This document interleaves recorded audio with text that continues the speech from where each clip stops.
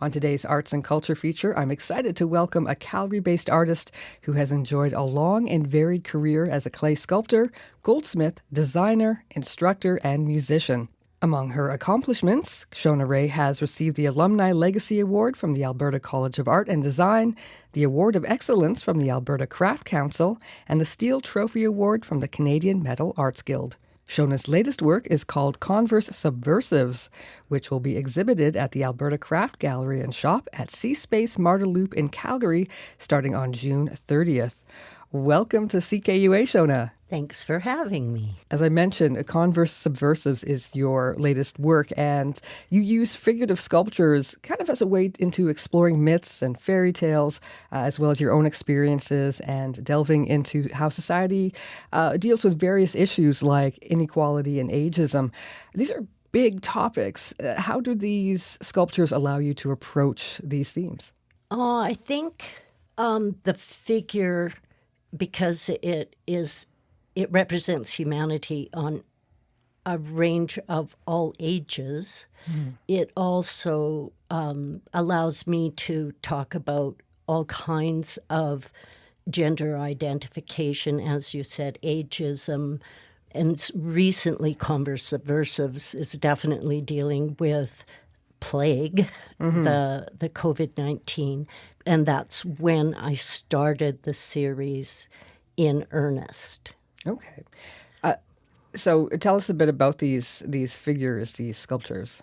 Well, because I carve bone and antlers and natural materials, people started bringing me skulls.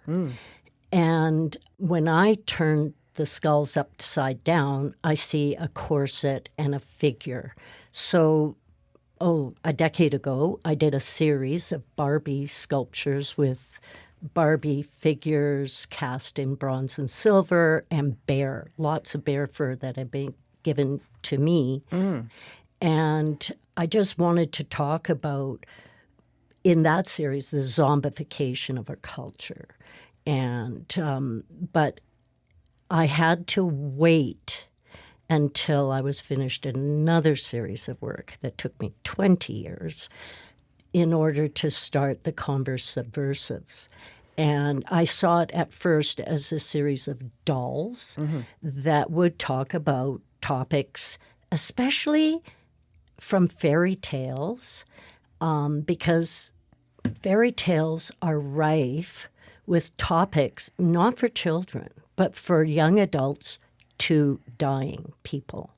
And, of course, fairy tales and folklore, myths, originally were told orally, and children would not be awake for those stories. And if you look at fairy tales, if you read them for what they are, you can see that they were not originally written for children, and they help us navigate the human condition. So the one I'm finishing today is entitled The Girl That Became a Boy. So it is exactly about transgender. And the one I finished 2 days ago for this exhibition is called The 12 Huntsmen, which I've renamed The 12 Huntswomen. And that story is all about the confusion of young people with their gender identity. Am I a woman? Do I prefer women? Do I prefer men? Am I a man? Do I want to dress like a woman? And it's really quite a funny story, even though I don't think that's what it was meant to be. In my mind, I find it quite comical. Right. So I'm using these skulls as a place to start because I see the torso there, and then I'm using antlers and bones and teeth and fangs and horns to embellish, and carving and paint and needle felting, and my goldsmithing techniques to embellish these doll-like creatures. My sister said to me, "This looks like an alien." And I said, well, that would be another layer Yes. of the whole series is here I am using all these natural materials, but I'm living in a city and we are so alienated from nature. And yet most of my work is done with natural materials. Now, from a few of the photos I've seen, these pieces are a mix of they're quirky, a little bit freakish. What kind of reaction are you hoping to get from those who who go and see your work, this exhibition? Okay, so I have had a couple of exhibitions of this work. I get letters from people that how inspired they are by it.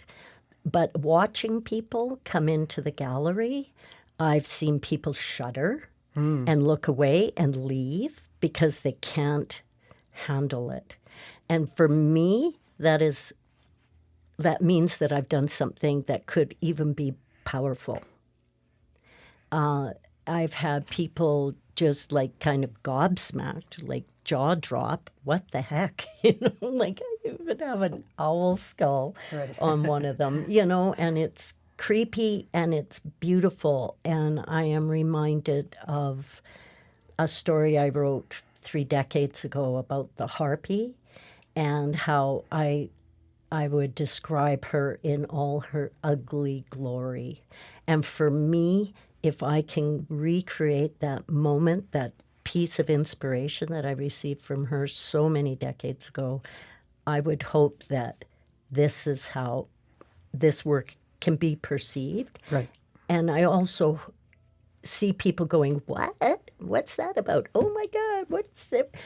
So I want a conversation. Converse means to turn upside down, but it also means to have this conversation. And so often, folk tales, fairy tales, myths are written for the people who are subversives, who do take a chance, who do step off the cliff. So I'm hoping that conversations can be started and that people can understand that they're not alone, that this has been happening, this human condition and these issues have been with us for tens of thousands of years. There's no change. We are human, and we have to learn to navigate our lives, hopefully in the best way possible. Mm-hmm. You've also been in bands for several years. You currently lead the swamp rock / rockabilly bands called Shona Rae and the Bona Fides. Why is music another important artistic outlet for you? I've actually been in bands since I was very young. My whole family are musicians. My mom and dad were both amazing vocalists, beautiful singers. My sister had a voice like Patsy Cline. Wow. Yeah. And we all played instruments, we all sang, we all jammed. Yeah, music is just a part of my life. It's just always been there. And so now in my 60s, I love to rock hard. Right. The harder, the better.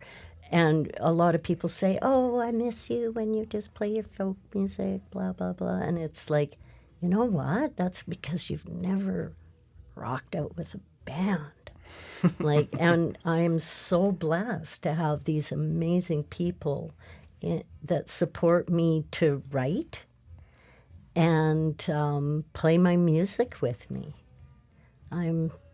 It's pretty awesome. Do you have a show coming up? Yeah, we do. We have a show at cSpace, actually, for their beer garden summer celebration showcase, July 22nd. Well, that's great. Thank you so much, Shona. I'm so glad you could swing by today and talk to us about your career and about your latest exhibition. Thank you.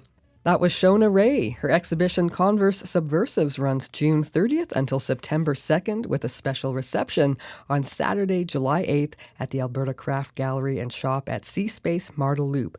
That's Suite 280, 1721 29th Avenue Southwest.